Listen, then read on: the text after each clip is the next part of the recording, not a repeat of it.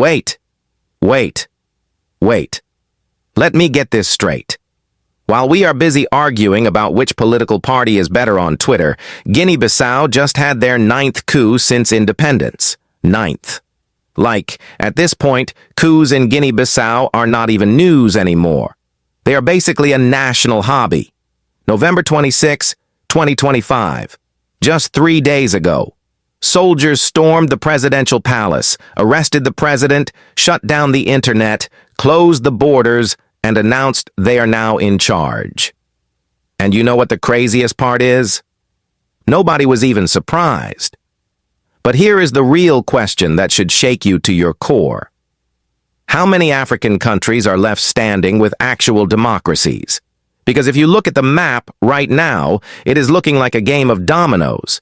Mali fell in 2020, twice. Chad fell in 2021. Guinea fell in 2021. Sudan fell in 2021. Burkina Faso said, "Hold my beer," and fell twice in 2022. Niger in 2023. Gabon in 2023. Madagascar in 2025. And now Guinea-Bissau in 2025. That is 10 successful military coups in just 5 years. 10 countries where soldiers woke up one morning and said, "You know what?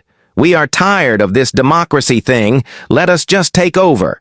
They call it the Coup Belt now, like it is a fashion accessory. A whole geographical region, stretching from west coast to east coast of Africa, where military takeovers are the new normal. And the scary part, they are all saying the same thing. The government failed us. Democracy failed us. France failed us. The West failed us. We are taking charge now. And you know who is the poster boy for all this military takeover? Captain IbrahimTraore of Burkina Faso. Looks like he walked straight out of a revolutionary movie. Red beret. Military fatigues. Matching scarf. Boots so clean you can see your reflection. This man shows up at presidential inaugurations in full combat gear with his gun on his hip and gets standing ovations. When he appeared at Ghana's presidential inauguration in January 2025, the crowd went absolutely wild. Louder applause than any elected president got.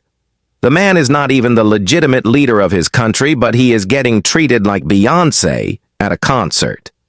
And here is where it gets interesting. Traore is not just popular in Burkina Faso. Young people across Africa are treating him like he is the African Che Guevara. He gives speeches against Western imperialism and neo-colonialism. He kicked out French troops. He is working with Russia. He is trying to build gold refineries so Burkina Faso can process its own resources instead of exporting raw materials. He styles himself after Thomas Sankara, the revolutionary leader from the 1980s. And young Africans are eating it up. Social media is flooded with Traore fan pages. YouTubers with millions of subscribers are calling him Africa's most loved president. Islamic scholars are praising him from the pulpit. Even BBC Hausa posted about how much Africans love this guy. Now, I am not saying Traore is perfect. Far from it. Burkina Faso is literally the most terrorism-affected country in the world right now, according to the Global Terrorism Index. Over 1,900 people lost their lives to terrorism in 2023. 60% of the country is outside government control. Journalists are being arrested. Critics are being conscripted into the army. Political parties are dissolved. But somehow, the man is still wildly popular. Why? Because he is saying what frustrated young Africans want to hear. He is rejecting the old system. He is standing up to the West. He is promising sovereignty and self-reliance. And this is where Nigeria should be very, very worried. Because while Captain Traore is out here looking like Africa's revolutionary hero, Nigeria is falling apart. Completely. Totally. Falling apart. Over 4,700 people kidnapped between July 2024 and June 2025. More than 2,200 people lost their lives in just the first half of 2025. ISWAP launching 445 attacks, making Nigeria's Islamic State group the most active in the entire world. Schools being raided, children being abducted by the hundreds, 303 students and 12 teachers kidnapped from one school in November, bandits controlling entire states, farmers cannot farm, kids cannot go to school, families are fleeing their ancestral lands. Now imagine, just imagine, if someone like IbrahimTraore existed in Nigeria right now. A young, charismatic military officer who stands up and says, "You know what? These politicians have failed us. We are taking over to restore order." How many Nigerians do you think would support that? Be honest with yourself. How many young people who cannot find jobs would cheer? How many families who have lost someone to kidnapping would celebrate? How many communities living in terror would welcome soldiers promising to defeat Boko Haram and bandits? According to surveys, 2/3 of people in Burkina Faso now support military rule. That is 66%. In 2012, only 24% supported it. What changed? They got tired. Tired of empty promises, tired of corruption, tired of insecurity, tired of leaders who do nothing while people suffer. And when Traore came and said he would fix it, they believed him. Even though Burkina Faso is now more dangerous than before, people still support him because at least he is doing something. At least he is not sitting in an air-conditioned office making excuses. Nigeria, are you paying attention? Because the conditions that created military takeovers in 10 African countries are the exact same conditions you are living through right now. Governance failures, check. Massive insecurity, check. Kidnappings everywhere, check. Economic hardship, check. Youth unemployment, check. Corruption, check. People losing faith in democracy, check, check, check. The Nigerian military is already deployed in 23 out of 36 states. That is 2/3 of the country under some form of military presence. At what point does a frustrated general look around and think, "You know what? We are already doing all the work anyway. Why don't we just take over completely?" Before you think this sounds crazy, remember what just happened in Guinea-Bissau. The president was arrested literally hours before election results were supposed to be announced. Former Nigerian President Goodluck Jonathan was there observing the election and got trapped in the country. The military said they were restoring order. They installed their own general as transitional president. And just like that, another democracy bites the dust. No warning, no preparation, just boom, military government. And you know what makes it even more wild? This was Guinea-Bissau's 9th coup since independence in 1974. At some point you have to ask, is democracy even working in these places? Or are we just pretending? But let me tell you the real danger here. It is not just about Nigeria having a coup. The bigger danger is that young Africans are starting to think military rule is actually better than democracy. They look at IbrahimTraore and think that is what real leadership looks like. They see him kicking out French troops and think that is sovereignty. They watch him give speeches about Pan-Africanism and think that is the solution. They see him standing up to Saudi Arabia's crown prince at the African Union summit and think that is strength. But here is what they are not seeing. Burkina Faso under Traore is more violent than before. More people are being harmed by both terrorists and the military. Press freedom is dead. Political opposition is crushed. The humanitarian crisis is worse. 2.1 million people displaced. Over 1,500 terrorism deaths even in 2024. But the propaganda machine is so strong that young people across Africa do not even know these facts. They just see the cool military uniforms and the revolutionary speeches and think this is what Africa needs. And Nigerian youth, you are not immune to this. When you cannot find a job after university, when your family is living in fear of kidnappers, when politicians are stealing billions while you suffer, when democracy seems like just a game for the rich, that is when military rule starts looking attractive. That is when you start thinking maybe we need our own IbrahimTraore. Maybe we need someone to just take charge and fix things by force. But let me ask you this. If these military rulers are so great, why do they never want to leave power? Traore promised elections. They did not happen. Instead, the junta gave him 5 more years. Mali promised elections in 2022, then 2024, then 2026, then they just said forget it. Elections canceled indefinitely. In July 2025, Mali's military leader literally gave himself a 5-year presidential mandate, renewable without elections. Chad promised 18 months transition. That turned into years. Gabon promised August 2025 elections. Still waiting.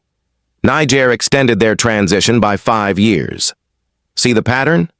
They all come saying we are just here temporarily to fix things, and then they never leave. Democracy is always just around the corner, but that corner never comes. Instead, they tighten their grip, ban political parties, arrest journalists, crush dissent, and somehow convince people that this is liberation. And the really scary part? It is spreading. They call it coup contagion.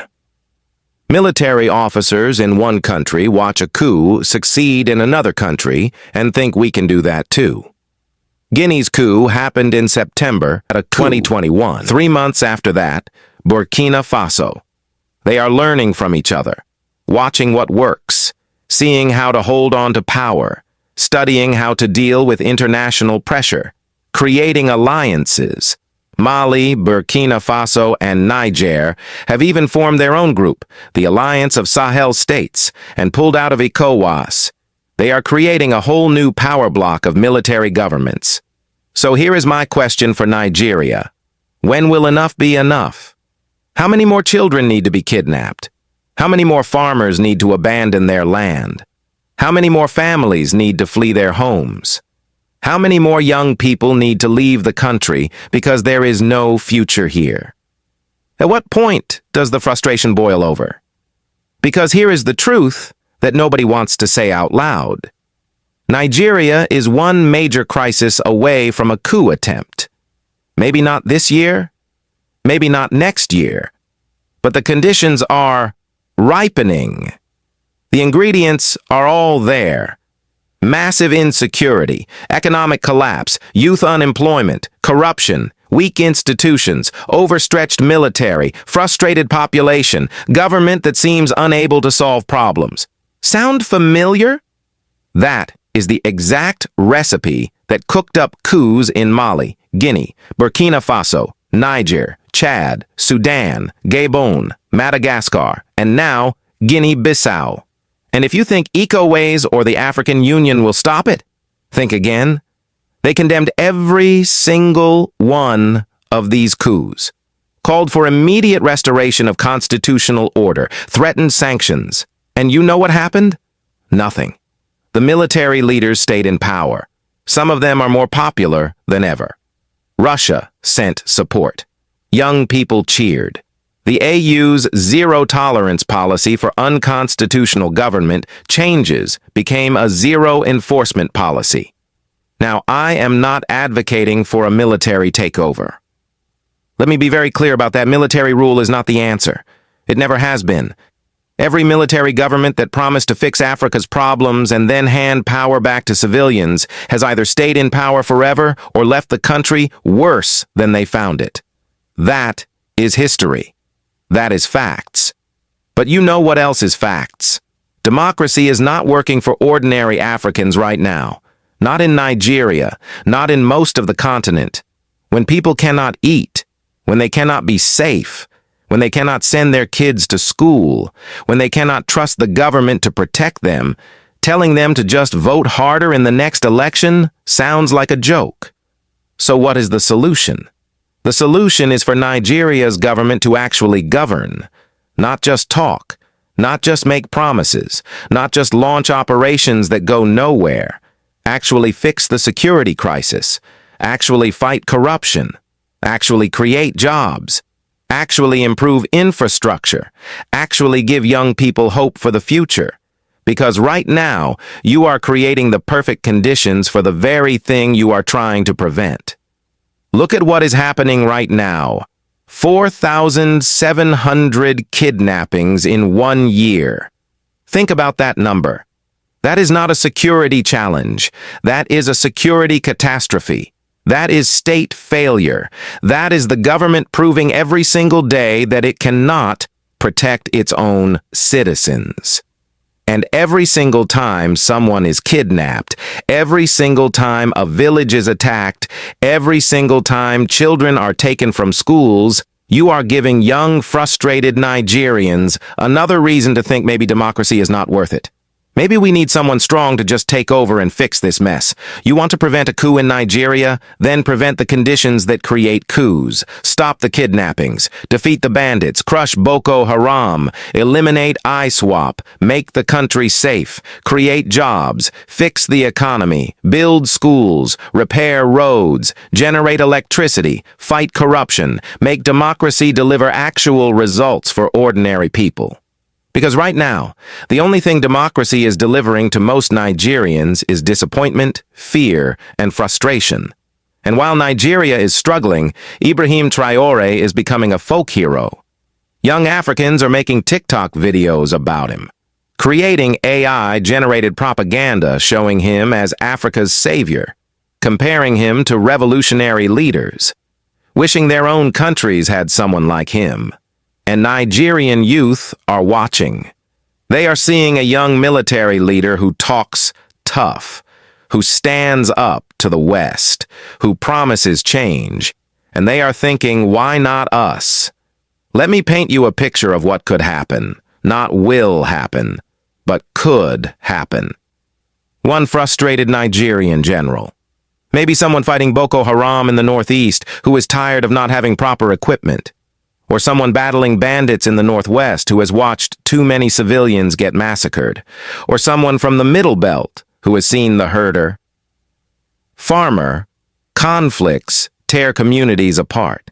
This general looks around and sees that the military is already deployed everywhere anyway. Sees that politicians are more interested in fighting each other than fighting insecurity. Sees that corruption is eating the country alive, sees that young people are desperate, and thinks, you know what? I can fix this. He stages a coup, arrests the president and governors, shuts down the National Assembly, closes the borders, takes control of the media, and goes on national television in his clean military uniform and says, fellow Nigerians, we have taken this action to save our beloved country. The politicians have failed you. Corruption has destroyed us. Insecurity has paralyzed us. But we, the military, will restore order. We will defeat the terrorists. We will end kidnapping. We will fight corruption. We will make Nigeria great again. Trust us. Give us time. We will return the country to democracy once we have fixed the problems. And you know what happens next? A significant portion of young Nigerians cheer. They flood social media with support. They organize rallies backing the military. They say, finally, someone is doing something. Finally, we have real leadership. Finally, Nigeria will be great. ECOWAS condemns it. The AU suspends Nigeria.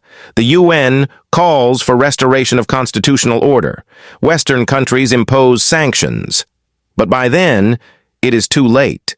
The coup leader has already consolidated power. He has popular support, at least initially. Other military officers rally around him. And just like that, Nigeria becomes the 11th country in 5 years to lose its democracy.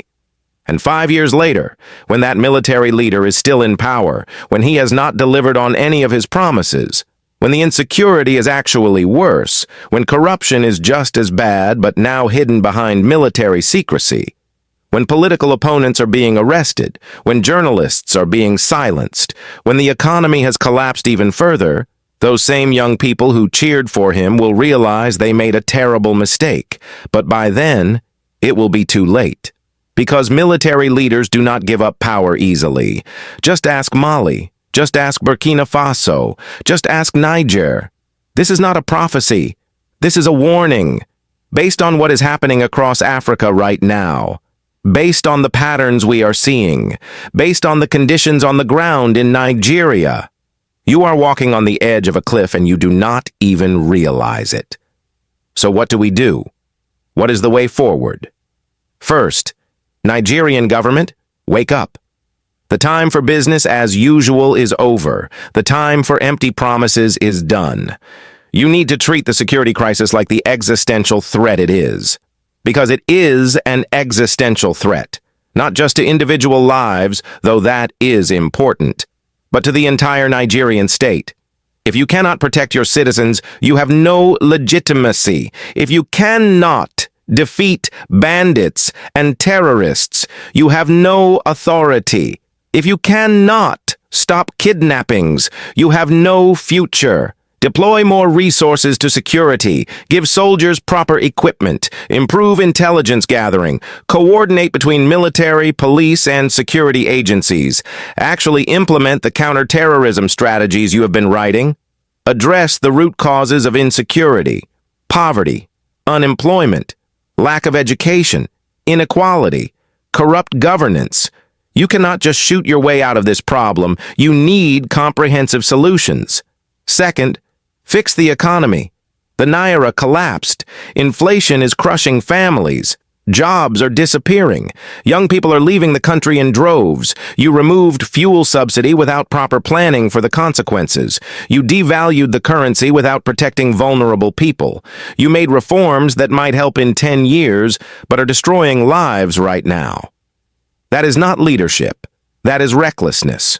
Create jobs, support small businesses, invest in infrastructure, generate reliable electricity, build roads, improve health care, make education accessible and quality. Give young people hope. Give them a reason to believe in Nigeria's future. Because right now, most young Nigerians are either trying to leave or they have already left mentally. Third, fight corruption. For real this time. Not just talking about it. Not just arresting opposition members while your own people steal billions. Actually prosecute corrupt officials regardless of party. Recover stolen money. Strengthen institutions. Make the system work. Because every time Nigerians see politicians living in luxury while they suffer, every time they see obvious corruption go unpunished, every time they see the system protecting the powerful while crushing the weak, you are killing their faith in democracy. Fourth, give people freedom. Real freedom. Not just freedom to vote once every 4 years and then go back to suffering. Freedom of speech without fear. Freedom of press without harassment. Freedom to protest without being shot. Freedom to criticize government without being labeled a terrorist. Democracy is not just elections. It is about rights. It is about participation. It is about accountability. And right now, Nigerian democracy is failing on all fronts. Fifth, restore regional cooperation. You cannot fight Boko Haram and ISWAP alone. They operate across borders. You need to work with Niger, Chad, Cameroon. Yes, there are political differences. Yes, some of them are military governments now. But terrorism does not care about your political differences. Insecurity does not respect borders. You need to put aside pride and politics and cooperate on security. Share intelligence. Conduct joint operations. Secure borders. Because while you are feuding with your neighbors, the terrorists are getting stronger. And finally, to young Nigerians, do not fall for the military rule trap. I know it looks attractive right now. I know IbrahimTraore looks cool in his uniform giving revolutionary speeches. I know democracy seems like it is not working. I know you are frustrated and angry and desperate for change.